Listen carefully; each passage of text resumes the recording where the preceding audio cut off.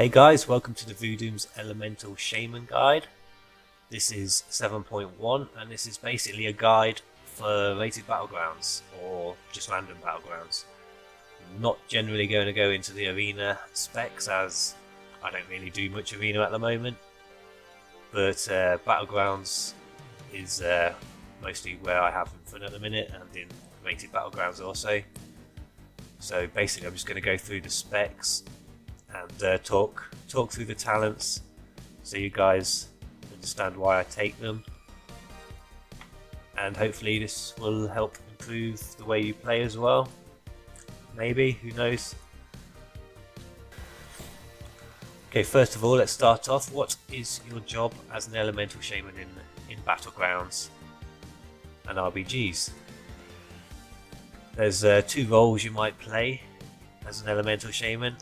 One of them is helping kill the target caller with single target damage, lots of it. Another one is maybe more of an AoE sort of role, spread pressure damage. And utility. What I mean by utility is certain battlegrounds knocking people off edges and flag spinning, etc. Elemental Shaman are really good at flag spinning because of their chain lightning and obviously their earthquakes interrupt flag channelers. So there's two spells there that are very effective for that role. Okay, we'll start going through the talents, and I'll show you the builds that I run with on my shaman.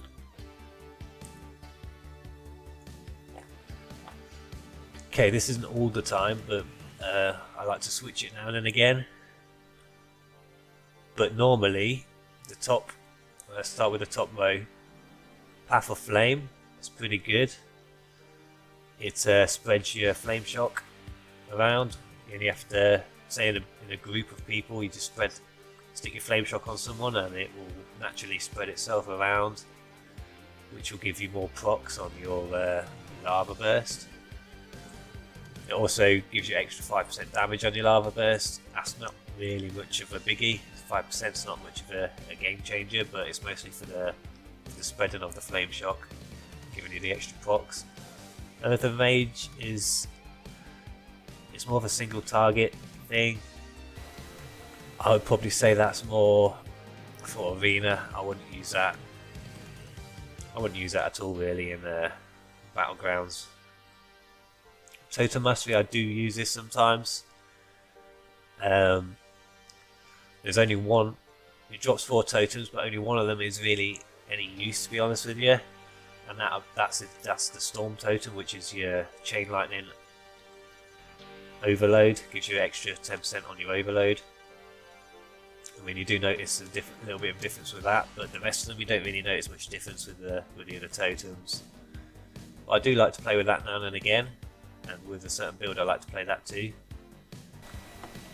Okay, next row down, Gust of Wind I think is the strongest on the row. I definitely take that all the time actually. I don't even bother taking the other two. I don't really like long cooldowns anyway, they're 2 minutes each. And Gust of Wind is 15 seconds. Gust of Wind helps with your mobility. As a shaman you're lacking a lot of mobility anyway. And as you can see here, if you're using it, you've got to be aware of your terrain when you're using Gust of Wind. Obviously going downhill you're going to get a bit more distance. See, there's quite a bit of distance there. But obviously you can find yourself in situations where you're running uphill. You don't really want to be using it uphill because you're not going to get much effect out of it. I'll use it now going uphill. But I'll probably jumped about 10 yards there, maybe 5 or 10 yards. So yeah, Gust of Wind is also an ability that can save you sometimes if you get knocked off an edge. Say a Wrathy Basin, you get knocked off the cliff at the top of the lumber mill. You use Gust of Wind just before you hit the ground, and that will save you from dying and taking all that damage. So it has uses, more than just one use there. Right, third row down, we have 3 different totems you can drop. Lightning Surge Totem, Earth Grab Totem and Voodoo Totem. I do mix it between Lightning Surge Totem and Earth Grab Totem. I don't use Voodoo Totem at all because I find it to be weak, like really weak. It replaces your Hex to start with, which is basically your single target CC. So you're replacing a decent spell with a spell that's not very effective anyway. Basically it hexes a group of people, but they can jump out of the area that they're hexed in. They could just hop out of it. Also damaging them will take the hex off them too. So you're pretty much safer going with these two. I tend to go with Lightning Surge Totem more often because I'm pretty good at timing the stun totem, and I find it more effective than the roots. Also, a lot of comps you have druids etc. that are going to root people anyway, and that's going to share the same diminishing returns. So I tend to go for the Lightning Surge Totem more. Stuns are killers at the moment in PvP as well, so that's another reason to take the Surge Totem.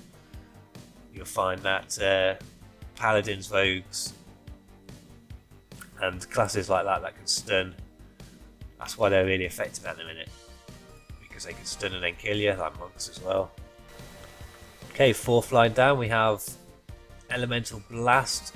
That's an extra spell. I don't really like to take that one. We've got enough things to cast anyway, so it's just an extra thing. And to be honest, it's not going to make a huge impact on the way you play. I think if you get locked out of that, you're locked out of your nature damage as well, which can be a bit annoying sometimes, because being locked out of nature is dangerous, because then obviously you're locked out of your heals. Ancestral Swiftness gives you an extra 10% haste. It's not too bad.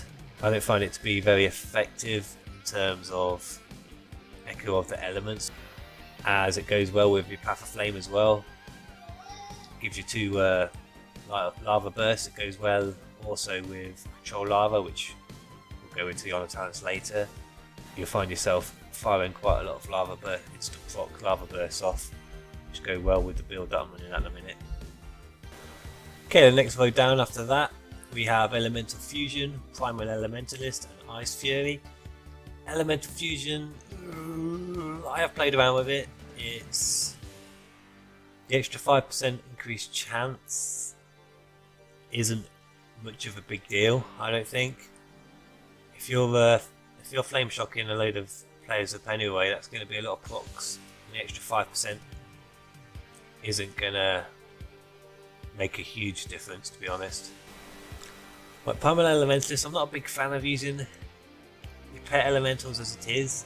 This makes them a bit harder, I think, hit a bit harder, more powerful, etc. But I think that's more of a PvE talent, to be honest.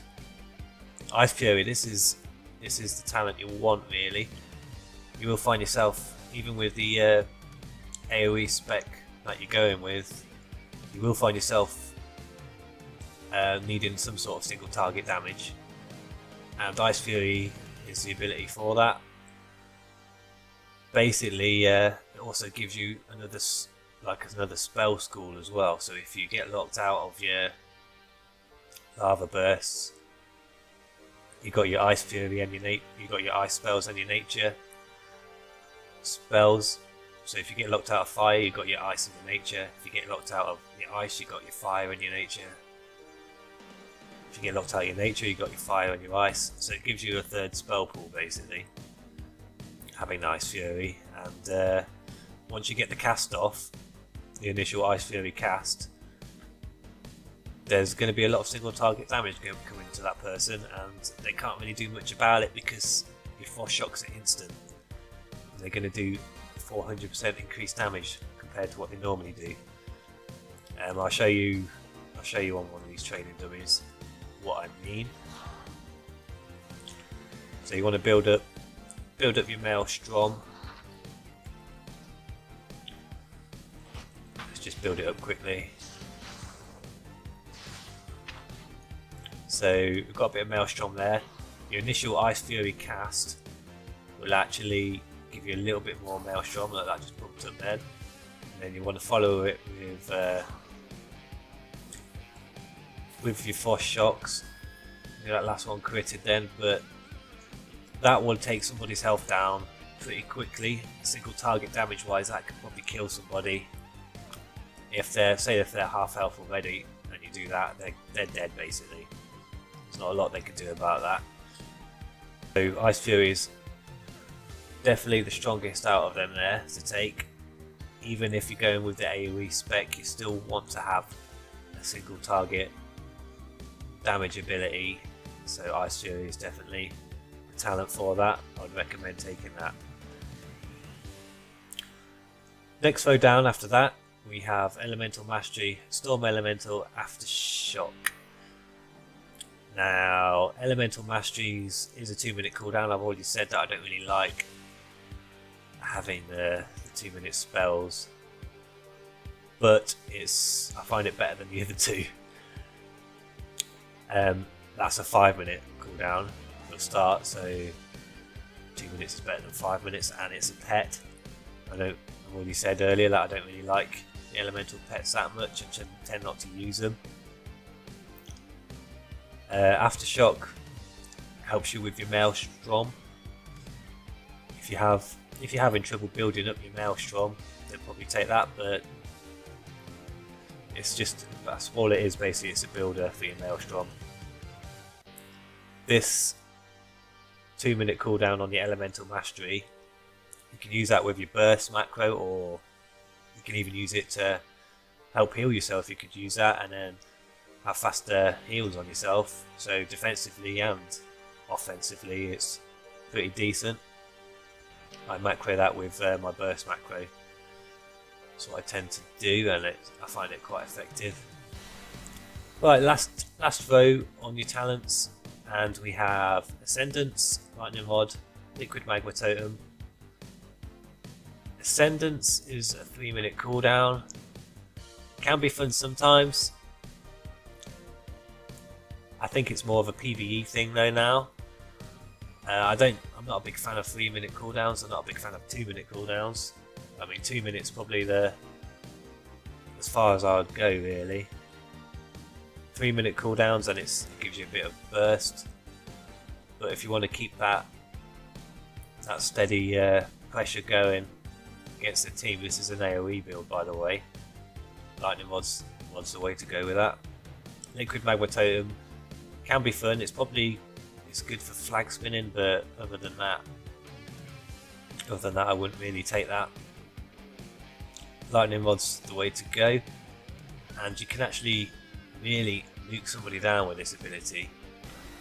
Well, let's get Lightning Rod to try and proc on a target, just so you can see what it looks like. Just keep lightning in this training dummy. There we are. Lightning Rod. So then if you Stormkeeper afterwards, and then you instant cast your lightning bolts, you're going to do a nice amount of damage. I find Lightning Rod to be good fun, and it can really nuke somebody down in a single target situation or an AoE situation. So I find that the go-to talent on the last for PvP and Battlegrounds at least. Ascendance you might use in Arena a bit more, I'm not sure. I don't really Arena that much, but I can imagine that being more effective there. And a Liquid Magma Totem more for like I said, for flag spinning. I can't see it being any more use than that, to be honest. Alright, going into Honor talents, we have your medallion abilities on the top, remove CC, etc., or movement impairing effects. Obviously, the Gladiator's medallion, you can click on it and it's a 2-minute cooldown, but you can choose which CCs to get out of with that. The adaptation's less of a cooldown. It will do it itself sometimes, and that's not very. It's dangerous playing like that, because some CC you just want to sit through it. Like, it's not some CC it's safe to sit through, should I say. Relentless is the one I go with.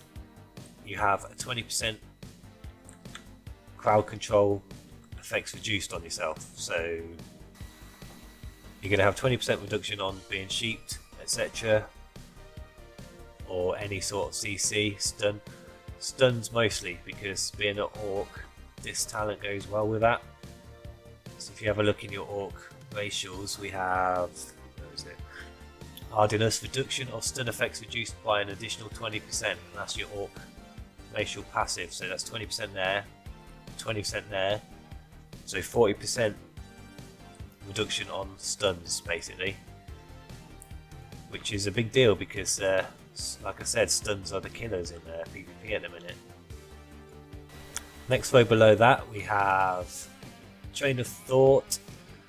Damage increased by 15%. Being attacked will cancel this effect for 8 seconds. Being a shaman, you're basically going to be getting trained a lot anyway. You're probably going to be the main target, so the chances of you not getting attacked or taking any damage is really slim. As a shaman, I definitely wouldn't take that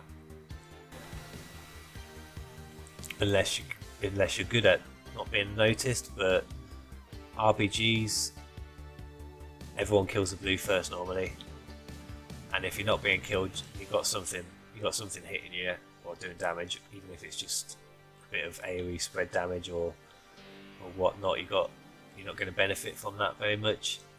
Mind quickness increases your haste by 6%. It says 60 then. That would be amazing, wouldn't it? 6%. That's not great. I mean, 6%. That's not a lot, really, is it? If you're going for like a haste build, and you've got, where is it? Ancestral swiftness. You got 10% there, and then you got your 6% there. If you're going for like a haste sort of PvP build, maybe. But I'm not, and I wouldn't recommend it, to be honest with you. Initiation, that's what I go with at the minute, and it basically gives you more chance to crit on targets that are above 80% health. So this is good for when you engage the battle at the beginning and everyone's full health. This will help get them down quicker. Once you're getting below 80% health, the healers won't like you taking this talent, because healers like people to be topped up all the time basically. So if you're racking them down to 80% health, critting them, then that's going to put pressure on their healers. Also, this goes really well with the next talent in the line, which is Sky Fury Totem. Now what this does is increases the effect of your critical attack, so that gives you more crit chance, and this increases the effect that your critical spells do, so they go well together. Counter Strike Totem's also good. I tend to take that with my enhancement build more, because you're in the battle a bit more, should I say. It's got a 20-yard range on it. As Elemental, you're sort of hanging around the back of the group. You can take this with Elemental. You probably get the extended ones in RPGs. If you've got enemy players extending themselves, the Counter Strike Totem might punish them. Wind Fury Totem, I wouldn't. It's quite a weak talent. When I heard Wind Fury Totem was coming back, I was quite happy about it. But the fact that it's got a 10-yard range on it, that's what lets it down. Even if you're going with a melee heavy setup, the 10-yard range is a big letdown, really. Because you have to drop it right on top of the melee, and in PvP everyone's moving around, so you're walking out of that 10-yard radius and not getting much effect from this at all. Yeah, the other two are far superior abilities compared to that. If they made the 10-yard range and they upped it, even 20-yard range isn't a biggie, but a 30-yard range, then that would be a lot more effective than the way it is. Your next row down after that is your healing talents. On the talents, and Swelling Waves is by far the best one. It fits in perfectly amongst your other spells. This basically doubles your heals. That's basically what this does. You heal yourself and then you can start attacking somebody and then you'll get another heal without having to cast it again. So you get 2 heals for the price of 1. That's really nice. The other 2 talents, Spectral Recovery, you heal 3% every 2 seconds while in Ghost Wolf, that's alright. Maybe arenas when you kite around pillars and such. I wouldn't bother taking that in a battleground. Purifying Waters, whenever you purge someone, successfully purge someone or are dispelled, you get extra 5% of your health back. Now you got to rely on people dispelling you, and you got to rely on people like your enemies having buffs on them to be purged to benefit from that. Swelling Waves is most far superior talent on that row. Next row down after that you got Fire and Ice, Elemental Attunement, Control of Lava. Fire and Ice is one I go with normally. It makes your Frost Shocks do more damage, which obviously goes well with your Ice Fury. Also, it gives you a bit of extra, like Maelstrom. If you're spreading your Flame Shocks with AoE, if you're spreading your Flame Shocks with Path of Flame, and that's going to get you a bit more Maelstrom. It's no biggie really. You mostly take that for the actual Frost Shock damage, to be honest with you. But obviously, extra Maelstrom, I'm not going to say no to that. I don't see why you're going to need Elemental Attunement, to be honest. It increases your maximum Maelstrom by 50. The other 2 talents are the ones you want to be switching between. Control of Lava. This makes your Lava Burst do a lot more damage. It's for single target purposes, obviously. So if you go for a single target build, then this is the way to go. Which means you're not really going to want to be taking. Where is it? That's not the one. Elemental Fusion, chance to trigger Lava Search. That talent becomes completely useless, and spreading your Flame Shocks around isn't going to benefit you too much because you're not going to get your instant procs. So if you're on someone's target calling and that's the way you play your RPG with heavy single target damage, and Control Lava is the way to go for that. Last row in your Honor talents we have Earth Fury. I think that's rubbish because basically Earth Shock's rubbish. So why would you take a rubbish talent for a rubbish spell? I don't know. Travelling Storms. The cooldown is probably the only thing you're going to benefit really on your Thunderstorm knockback. But it's only a 15-second reduced cooldown. It's nothing major. You might want to take it for either Storm, knocking people off edges and such, but even on either Storm I still take Lightning Lasso. I find Lightning Lasso to be a really good talent actually. Some people frown upon it, but I find it to be really good. Not only can you use it offensively, but you can use it defensively as well. And what I mean by that is, I'm not in PvP at the minute so I can't use it, but say you've got a melee hitting you, you can lasso him, which stuns him, and then you can get a bit of distance. The chain will go to about here before it breaks, but you've got yourself a bit of distance there, and then you can obviously like Frost Shock him so he's slowed. Gives you a bit of kiting options there. If your Gust of Wind's on cooldown, you know you've got your lasso to get. That's probably the same amount of distance away, really. Also, lightning lasso's good for in RPGs when people are it's a good target calling ability. So if they say jump on the priest or whatever, you can lasso the priest, which will stun him in place, and people will start nuking the priest down.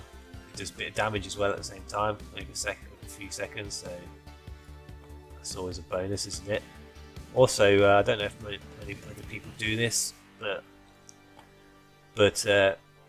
in the moments where you want to knock somebody off the edge with your thunderstorm, you can lasso somebody, so they're near the edge, you lasso them so they're stuck there, and then you can run over to them and then knock them off the edge. They can't move out the way because you've lassoed them there in the spot, basically.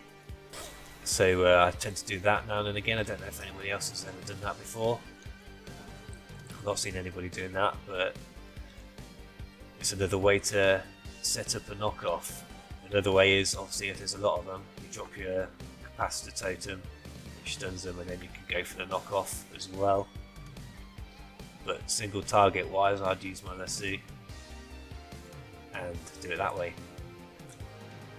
So that's the talents, basically. They're the talents I run with.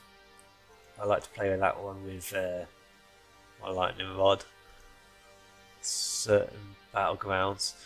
When I say certain battlegrounds as well, switching specs depending on what battleground. Now this is something that all good Shaman players should be doing. This really is in RPGs, swapping spec to what battleground it is. Reason why, I mean, you could play elemental good in all the battlegrounds, you could play enhancement good in all the battlegrounds, but some maps are built better for certain specs, and you should really take advantage of that. And if you can play both specs, then you are taking advantage of that, because you can swap to the spec depending on which battleground you get. Obviously, either storm is good for the elemental shaman. If you play an enhancement in either storm, yeah, you may argue that you can play enhancement really well, but you're not being your full potential as a shaman, in my opinion. You should be switching to elemental. Your team will benefit a lot more playing elemental on that battleground, just for the flag spinning and the knockoffs. Is superior on the elemental shaman. Instantly killing people with knockoffs is the game changer in that battleground. It can turn the battleground around. So by helping your teammates out, swapping specs is good. And the same reason you might want to swap to enhancement on other battlegrounds. Which battlegrounds would you switch to enhancement on? I switched to it on Kopmogu. It's one of them because I find enhancement has a lot of single target burst damage, which is good for nuking them orbs down. Also, your Ghost Wolf is a bit faster, so you can pick orbs up a bit faster too. So I switched to enhancement on Kopmogu. I also sometimes switch to it on Twin Peaks and Warsaw Gulch. It's not just the maps that you want to be switching for, you want to be looking at the composition you're against as well, because you'll find as enhancement you can struggle against classes that kite a lot, like a lot of ranged classes, because they kite you basically. You have to be close to them and you have to hit them as enhancement. So I tend to play enhancement against comps that are quite melee heavy,